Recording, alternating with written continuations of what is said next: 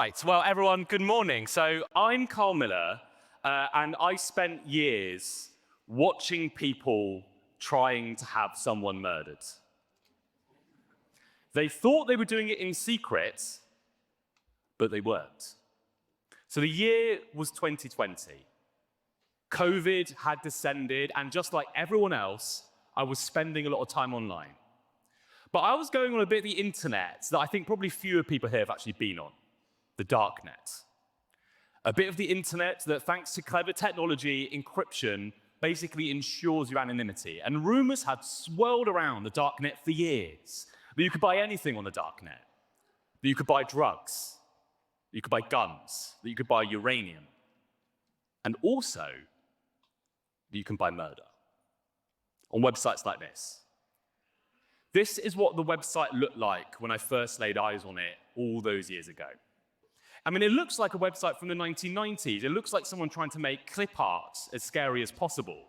But the offer that the website makes is a serious one. This website is saying, hey, we're the mafia, and now you can deal directly with us thanks to the darknet. So you go onto this part of the internet, you load in your alias, you type in the message, and then it says you can directly transact to have someone killed. And so it was that in 2020, a hacker that I was working with, a man called Chris Montero, he was looking at this website. He was probing it, he was scanning it, he was seeing what he could learn. And then a discovery which changed, I think, both Chris and my life forever, momentously, Chris found a little vulnerability with the way in which this website worked. A kind of little technical gap, if you will, that he could kind of in a weird way, wiggle through and get into the back end of the website. And there, Chris could see all the kill orders being placed. He could see names, addresses, pattern of life information, Bitcoin payments, and all the messages trying to have someone killed. So he phoned me. So suddenly, these were flying in. These are, by the way, the literal actual kill orders we were intercepting on the site. I'm not mocking up anything today. These are all real. So suddenly we were seeing that there was a hit to kill someone in Amsterdam, a simple, easy person, but high risk of putting me in jail. They paid almost $2,000. There was a hit to kill someone in Paris for $1,000, a person that needs to go away. Her apartment needs to be set on fire. A large order to kill someone in Slovakia. I need you to take down one guy, they say, $14,000. There was an order in Hyderabad in India. There was an order in Berlin to kill someone probably working from home. $21,000 for that one. Now, some of these kill orders were short and curt and clipped. Others were long, offering lurid justifications as to why it was the right thing that this person had to die. And others still, they would log in almost every day, almost providing like real-time updates. Oh, the target's just left the house. This is the car they're driving. This is how they're going to get to work. But put together, we called all of these orders the kill list. It is the single most grotesque, disgusting, horrible, frightening thing I've ever had to read in my entire life. And it was getting longer all the time. So I did what any sane person would do. I phoned the police. And so it was in the middle of COVID, the first two strangers that I'd seen for months were two somewhat nervous uniformed police officers from the Metropolitan Police stood in my kitchen, and I laid it all out for them. I took them through the website, I took them through the hacks, I showed them the orders, we'd drawn this diagram of how the website worked, and they looked at it, and they looked at me, and they looked at each other, and they were unfortunately genuinely quite concerned I was insane. And it's a bit of a longer story, but ultimately the Metropolitan Police decided not to take up an active investigation in the site. But we knew we couldn't step away. Like these people whose images we could see, who knew where we lived, these people being targeted, they might be in terrible danger. You know, they might not know that someone out there on the darknet was trying to have them killed. So we took a decision, maybe the most difficult decision I've ever had to make, certainly professionally, and the decision was that I would go and reach the people on the kill list myself, directly. That I would tell them that someone was trying to kill them. And so we sculpted a script, we worked with a psychologist, we worked out how we would try and soften the blow of being told that someone was trying to kill you. And I had to also emotionally embrace myself for this. I dreaded it.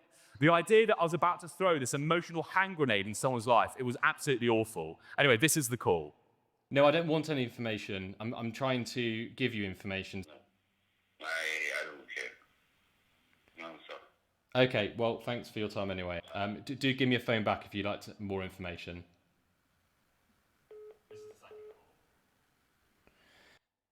Would we be able to arrange a time to be able to talk to you at greater length about that? No, thank you. Okay. So you don't... Hung up on me. I mean, I wasn't an emotional hand grenade going off in these people's lives. I was awful. I mean, no one believed me. You know, I spent a week, but the story was so unbelievably fantastical. Darknet assassins, you know, kill orders, that I just kept getting hung up on for a week. So we knew we needed to evolve our strategy and quickly. So we got local journalists on the scene. They believed us to go and directly meet the people on the kill list face to face. And the first place we tried to do this was to reach a woman called Elena here in Zurich, in the outskirts of Zurich.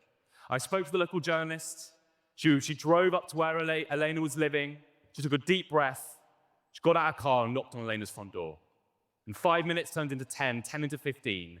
And then, at last, after an agonizing wait, there was Elena on a Zoom call. A woman whose face I'd only seen on a kill order was there speaking to me. And this was the warning I delivered her.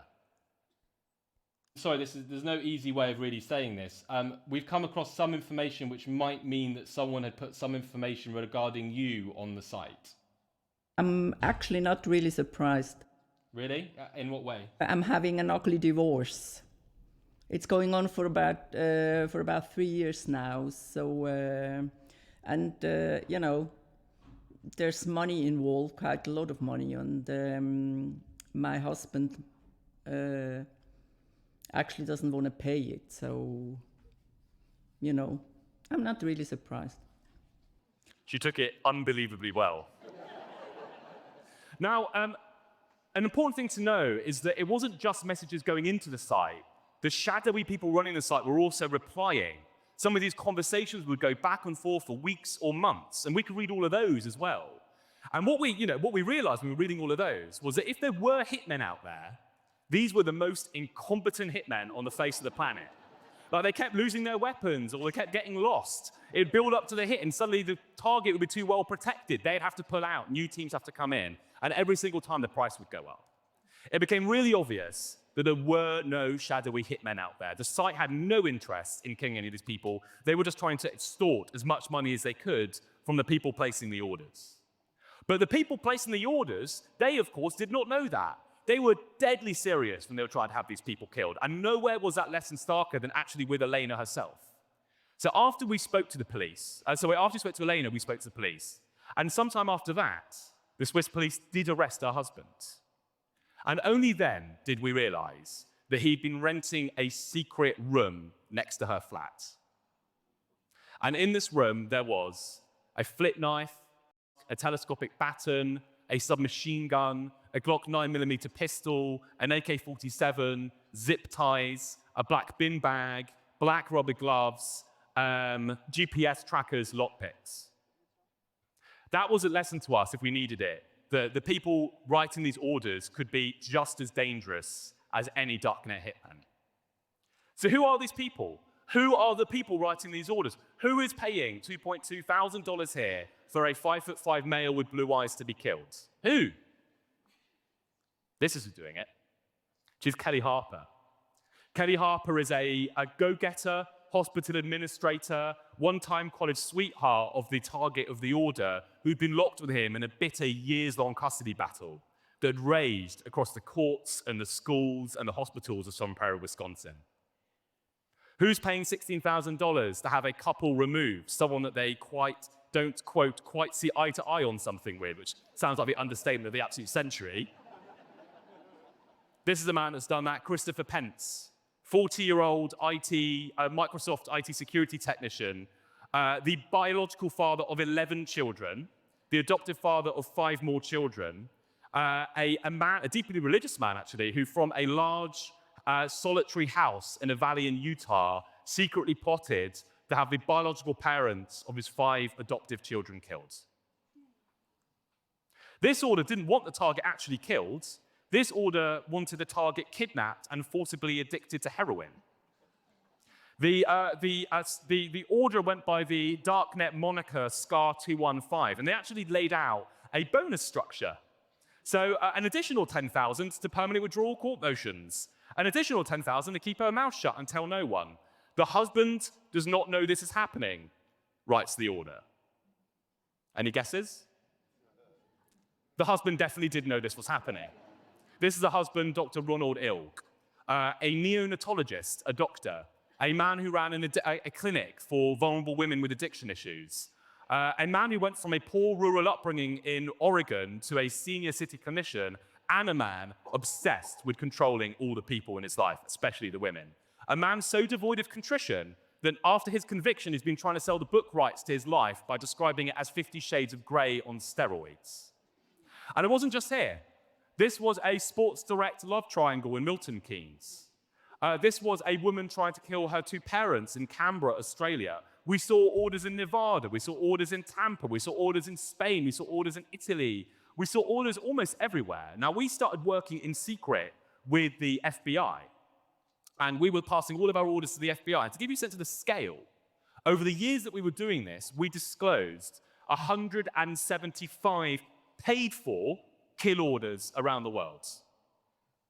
32 arrests so far, 28 convictions so far, around 180 years of prison time has been sentenced as a result of the investigation so far. There's probably more to come.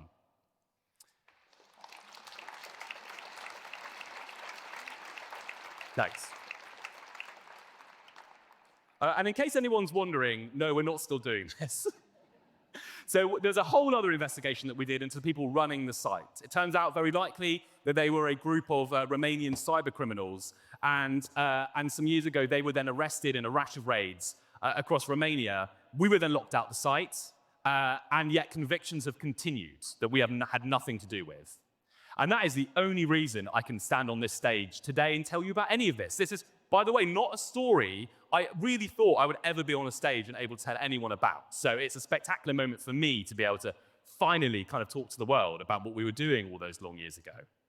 But where are we left with? That's, I think, the final idea I want to leave us with. Like, what does all of this actually really mean? When I first started doing this, I thought the kinds of cases that we were going to be dealing with were going to be to do with maybe organized crime, big drug deals gone awry. And I think the reality is somewhat more unsettling than all of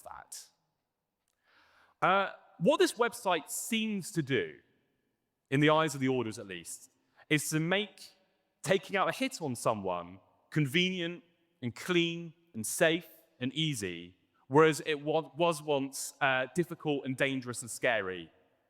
It's essentially lowered the barriers to entry to ordering an assassination. And I think that that brings us face to face with something that is quite disconcerting. The people on this list, the kill list, and the people that put them there are normal people. The perpetrators are basically normal people. They have jobs, they have friends, they go about living their lives just like you and I. And they were going about holding all of that down basically at the same time that they were plotting in secret, constantly, coldly often, to have someone killed. I think that if there's one thing that unites them all, it was often intimate partner violence, by the way, spiraling out of control. And I think the one thing that unites them all is a desire for control, a need to have it, an inability to lose it, control of a thing, control of a relationship, of a family, and a willingness, ultimately, of course, to kill to get it back. But I think that's where we are. And if there's one thing that I've come away from this whole lurid, crazy journey really thinking, we might all be just a little bit closer to being on a kill list we might like to think. Thanks so much, everyone.